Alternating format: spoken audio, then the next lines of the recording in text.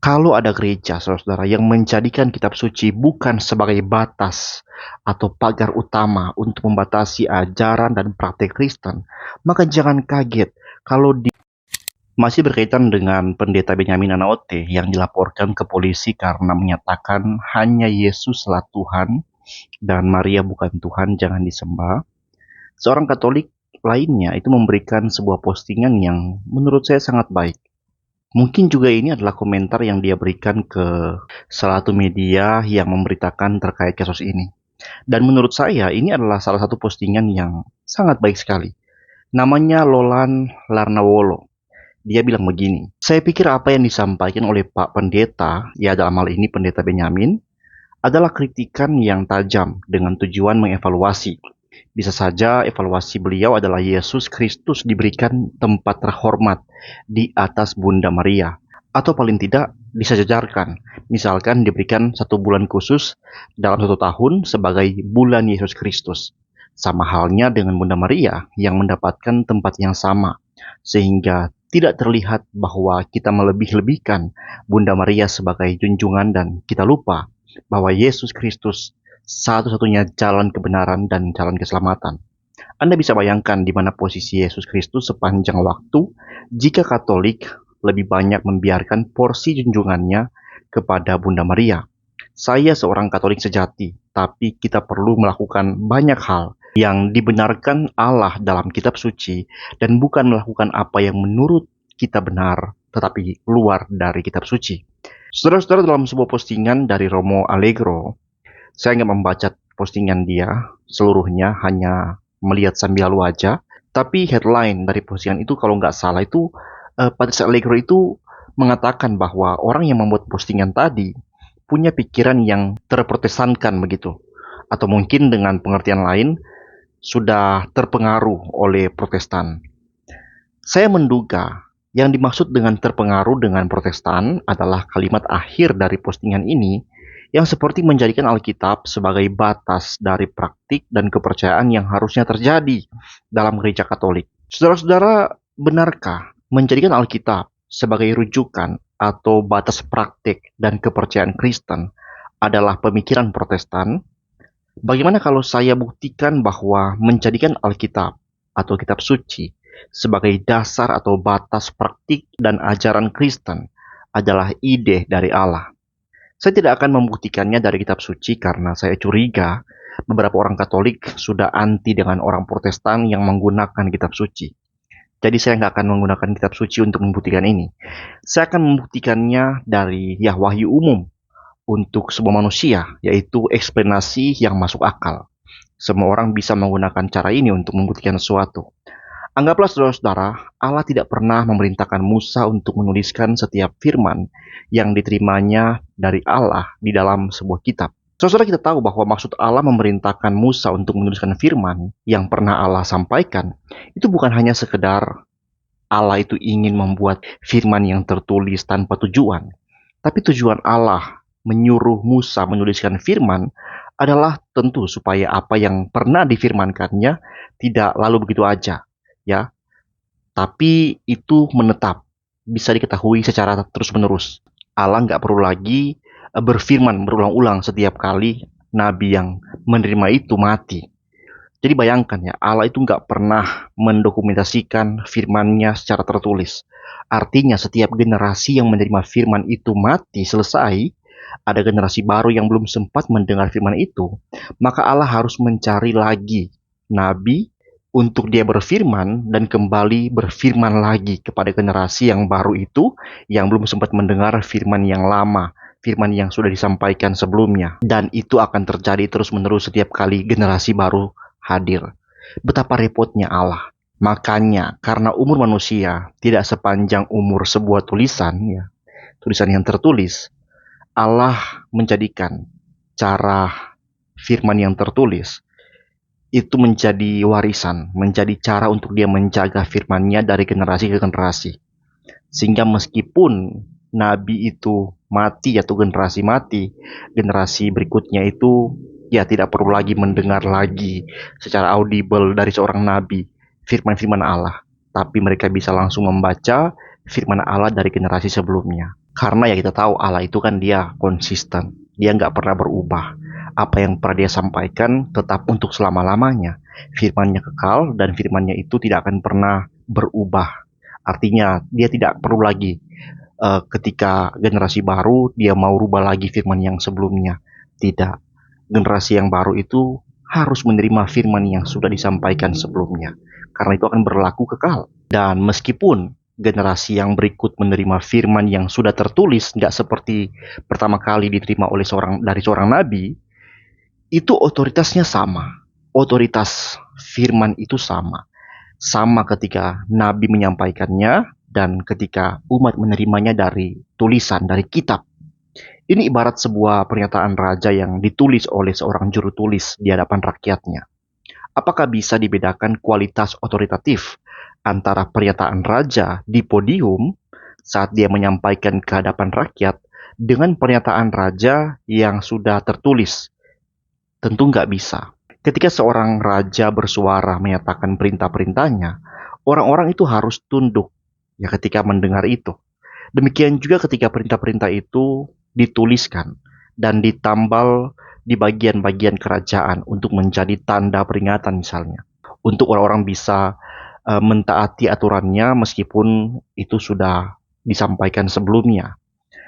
Orang-orang mentaati mandat dari raja itu bukan karena hanya melihat sebuah tulisan tentunya, tapi karena mereka tahu bahwa ini adalah kehendak pernyataan dari raja mereka. Ketika Allah berfirman lewat para nabi, ketika Yesus datang, ya, sang firman menjadi manusia dan mengajar dan didengar langsung oleh para rasul.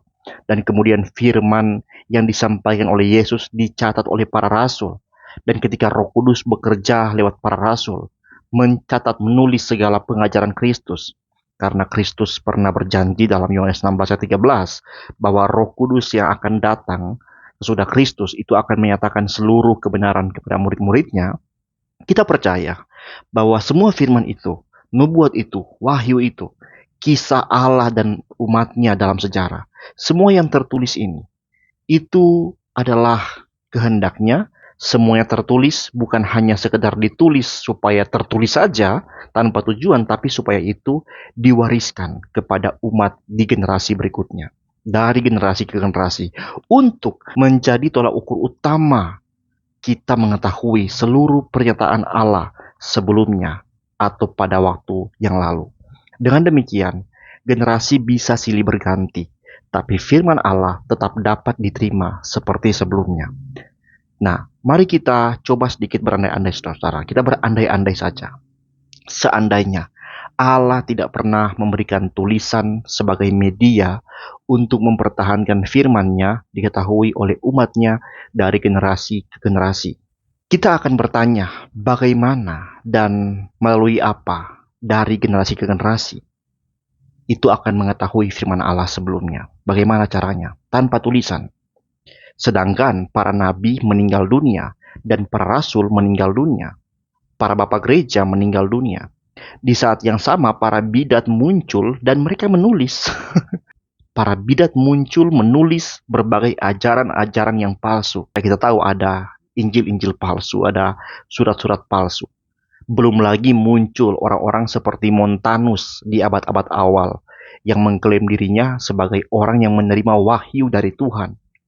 Kita mungkin akan sulit membayangkan bagaimana kacaunya kekristenan tanpa firman yang tertulis, tanpa kitab suci. Orang-orang bisa muncul mengklaim diri membawa wahyu, dan orang Kristen sulit memvalidasi apakah wahyu itu benar atau tidak.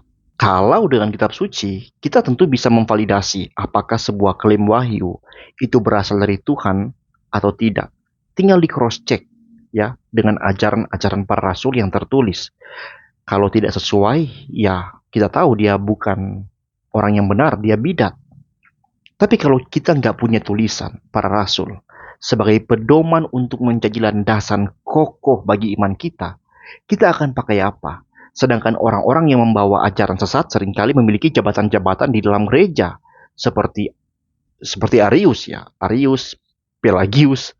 Banyak bidat di masa lalu, mereka adalah pejabat-pejabat gereja yang memberi ajaran palsu. Tapi ya karena ada kitab suci, para bapak gereja bisa melawan argumentasi para bidat dengan selalu memberikan rujukan kepada tulisan para rasul sebagai otoritas penentu kebenaran iman Kristen, sebagai landasan dari argumentasi-argumentasi para bapak gereja.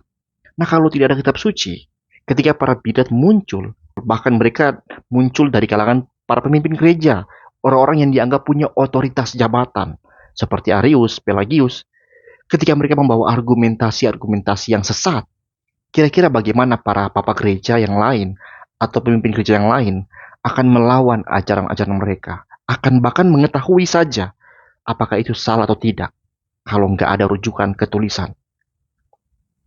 Saudara silakan pelajari semua bapak gereja, silakan.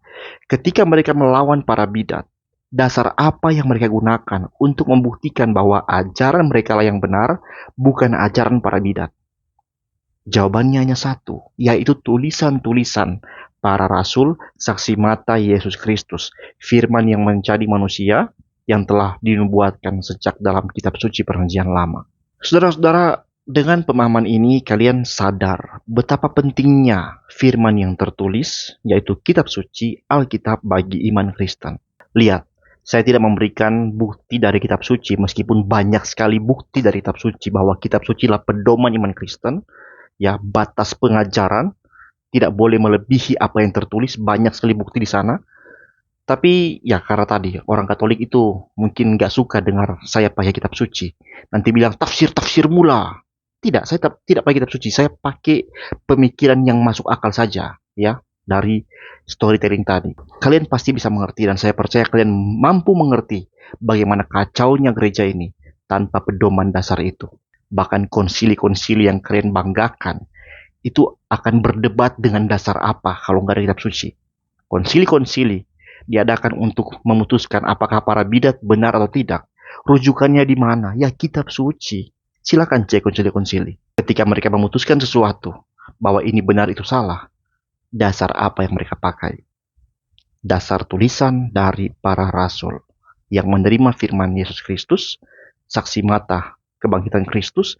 Mereka adalah orang-orang yang ditunjuk langsung oleh Kristus sebagai saksi-saksinya. Kalau ada gereja, saudara-saudara, yang menjadikan kitab suci bukan sebagai batas atau pagar utama untuk membatasi ajaran dan praktek Kristen, maka jangan kaget kalau di gereja itu terlalu banyak sekali klaim-klaim yang muncul yang bertentangan dengan kitab suci, ajaran-ajaran yang muncul yang bertentangan dengan kitab suci, tapi mendapatkan validasinya berdasarkan klaim yang lain, yaitu otoritas jabatan dari pemimpin gereja yang sangat amat rapuh dan tidak berdasar. Artinya, tidak peduli kitab suci bilang apa, kalau pemimpin gereja sudah mengatakan begini, maka itu benar dan itu menyedihkan. Dan parahnya, ketika pemimpin gereja itu mati, berganti lagi yang lain, itu bisa berubah. Setiap orang bisa klaim dirinya itu tidak bisa salah. Tapi apa bedanya orang yang mengklaim-klaim diri tidak bisa salah, misalnya Paus dalam Ex Cathedra? Apa bedanya dengan para bidat-bidat lain, pemimpin-pemimpin gereja yang lain, para kultus berbahaya di luar sana yang mengatakan bahwa dirinya tidak bisa salah? Maka kita bersyukur ada reformasi gereja, ada seruan sola scriptura. Seruan ini, saudara, bukan untuk menjadikan kitab suci sebagai satu-satunya saja pedoman iman Kristen. Tidak. Seruan ini menjadikan kitab suci sebagai satu-satunya pedoman iman Kristen yang tidak bisa salah. Artinya masih ada pedoman-pedoman iman Kristen yang lain, tapi sifatnya masih bisa salah, sehingga ya karena kitab suci saja nggak bisa salah, maka kitab suci harus menjadi hakim atas seluruh pedoman-pedoman iman Kristen yang lain, seperti tradisi gereja, pemimpin gereja, aturan-aturan gereja, program-program gereja, dan sebagainya. Kalau ada gereja yang mau mengklaim dirinya tidak bisa salah, pasti benar, sempurna, dan sebagainya, silakan, itu hak mereka. Tapi satu yang pasti, kita hidup di dunia yang terbuka hari ini. Sejarah bisa di cross-check. Apakah benar gereja ini nggak bisa salah? Klaim bisa diuji, dan hati nurani bisa diketahui oleh umum. Salah satunya hati nurani dari Lolan Larnawolo ini. Hati nuraninya sadar bahwa kitab suci haruslah menjadi pagar yang membatasi umat untuk tidak keluar dari kehendak Allah. Dan dia bukan hanya sebuah nurani yang tersimpan dalam hati, dia menulis itu secara terbuka dan biarlah itu menjadi renungan untuk mereka yang membaca. Tuhan memberkati.